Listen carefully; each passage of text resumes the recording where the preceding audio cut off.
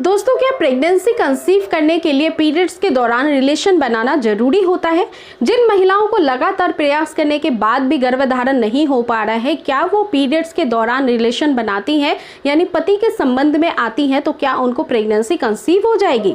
ऐसे कई बार सवाल आपके मन में भी आते होंगे और मुझसे भी काफी सारी महिलाएं ये जानना चाहती हैं।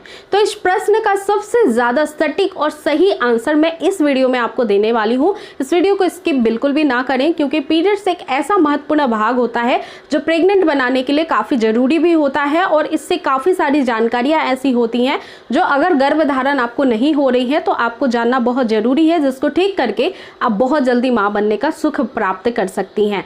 लेकिन उससे पहले आप सभी का एक बार फिर से स्वागत है आपके अपने यूट्यूब चैनल पूजा घर संसार में। और सो फ्रेंड्स, वीडियो स्टार्ट करने से पहले आप सभी से रिक्वेस्ट है कि यदि आपको मेरे वीडियोस पसंद आते हैं, हेल्पफुल लगते हैं, तो मेक श्योर चैनल को सब्सक्राइब जरूर कर दीजिएगा। तो आइए आज का ये वीडियो स्टार्ट करते हैं। देखिए फ्रेंड्स, होता ये है कि पीरियड्स के दौरान डे 1 से ही जब आपके पीरियड्स स्टार्ट होते हैं तो लगभग 4 से 5 दिन आपका फ्लो में चला जाता है। लेकिन कुछ महिलाएं ऐसी होती हैं जो इन 5 से 6 दिनों के दौरान में रिलेशनशिप मेंटेन करती हैं तो 100% प्रेग्नेंट हो सकती हैं। लेकिन दोस्तों, वो किस तरह की महिलाएं होती हैं, उनके पीरियड साइकिल कैसी होती है जो प्रेगनेंसी प्लान कर सकती हैं बिल्कुल पीरियड्स खत्म होने के जस्ट बाद से ही? उससे पहले हम ये जानेंगे कि क्या ये हर एक महिला कर सकती है, क्या अगर पीरियड्स के दौरान रिलेशन बना सकती हैं, और बनाएंगे तो क्या गर्भधारण हो जाएगा?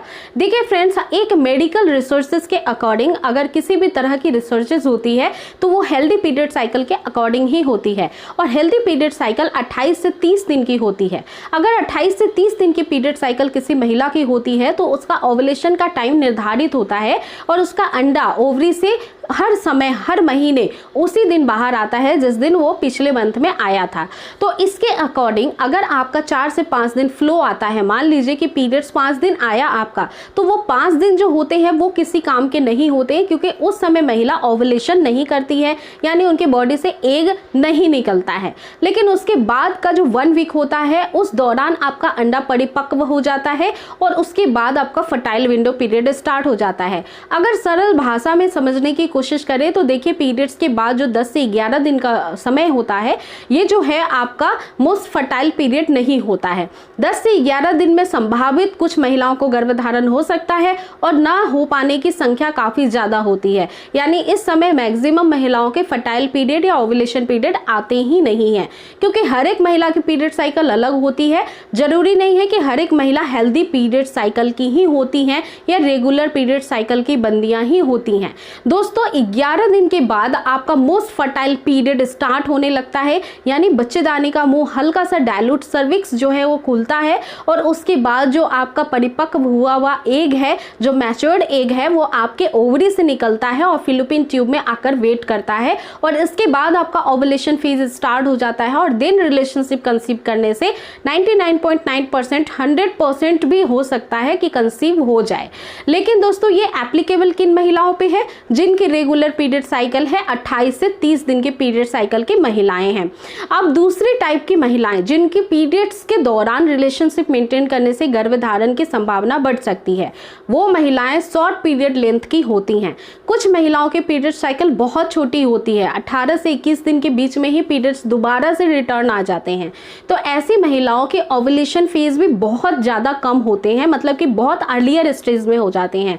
जस्ट आपकी पीरियड्स खत्म होती है और 12 से 24 घंटे का टाइम होता है, और फिर आपका ओवुलेशन फेज स्टार्ट हो जाता है, क्योंकि आपका पीरियड साइकिल लेंथ काफी छोटा है, आपका एक बहुत जल्दी से मैच्योर्ड होता है। तो वैसी महिलाएं अगर जस्ट पीरियड खत्म होने के बाद ही 12 से 24 घंटे बाद ही रिलेशनशिप मेंटेन करने लगती हैं तो उनके गर्भधारण की संभावना बहुत ज्यादा होती है। लेकिन दोस्तों, short length of period cycle के फीमेल्स काफी कम परसेंटेज में होती हैं।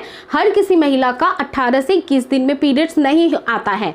मैक्सिमम केसेस में ये देखा जाता है कि अगर गर्भधारण की कोशिश करते हुए भी गर्भधारण नहीं हो रहा है तो या तो फर्स्ट ऑफ ऑल आपके पीरियड्स काफी इनरेगुलर होती हैं, दूसरी कंडीशन होती है कि आपके पीरियड का लेंथ साइकिल काफी ज्यादा लेंथी है, यानी बड़ा है, और तीसरी कंडीशंस होती हैं कि आपकी हार्मोनल इम्बैलेंस की काफी ज्यादा सिचुएशन खराब है, जिसके कारण आपकी यूट्रस संबंधित या फिर हार्मोनल इश्यूज से जो भी परेशानियां बॉडी के अंदर पैदा होती है, जैसे पीसीओडी होना, पीसीओएस होना, थायराइड इश्यूज होना, आपकी यूट्रस संबंधित कोई भी प्रॉब्लम होना, एंडोमेट्रियोसिस होना, या फिर आपके एंडोमेट्रियम की वॉल ठीक से ना डेवलप डेवलप करवाना, ये सारे कंडीशंस पैदा होते हैं जिसकी वजह से कंसीवमेंट नहीं हो पाता है। तो दो बातों का ध्यान रखिए, पीरियड साइकिल अगर रेगुलर है आपकी तो आपको 11th डे के बाद से ही रिलेशनशिप बनाने से फायदा मिलेगा और कंसेप्शन के चांसेस बढ़ेंगे।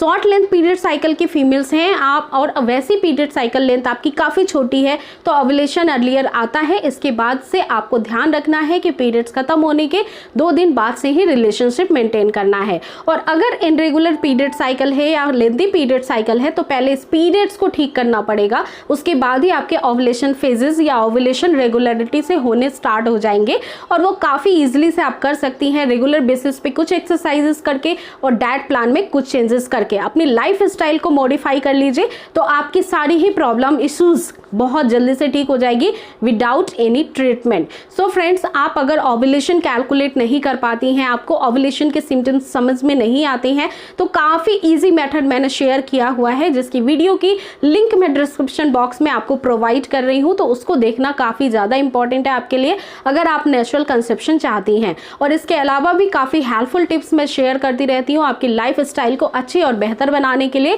ताकि हेल्दी आपकी पीरियड साइकिल हो जाए और बहुत जल्दी से आपको कंसेप्शन भी हो जाए। तो उम्मीद करती हूँ फ्रेंड्स इस छोटी सी वीडियो में आपकी डाउट्स क्लियर हो गई होंगी। फिर भी आप इस वीडियो से रिलेटेड कुछ भी जानना चाहती हैं तो नीचे आप कमेंट सेक्शन में मेंशन कर सकती हैं। आप चाहें तो इस वीडियो को उन इनफर्टिलिटी कपल्स तक शेयर कर सकती हैं जो कंटिन्यूटी बेसिस पे प्रेगनेंसी प्लान कर रहे हैं। फ्रेंड्स, एक रिक्वेस्ट है, अगर आपको वीडियोस पसंद आती है तो मेक श्योर चैनल के साथ जुड़ के रहें और सब्सक्राइब कर ले चैनल को, ताकि ऐसे ही हेल्पफुल वीडियोस आपको डेली देखने को मिलते रहें। सो फ्रेंड्स, अपना पूरा ध्यान रखिए। नेक्स्ट टाइम फिर से मिलूंगी नए वीडियो के साथ। अपना ध्यान पूरा रखिए, पॉजिटिव रहिए और अच्छे रूप से नेचुरल वे में ट्राई करते रहिए कंसेप्शन के लिए मेरे हेल्पफुल टिप्स के साथ। सो फ्रेंड्स, अगली बार मिलते हैं। Thank you so much.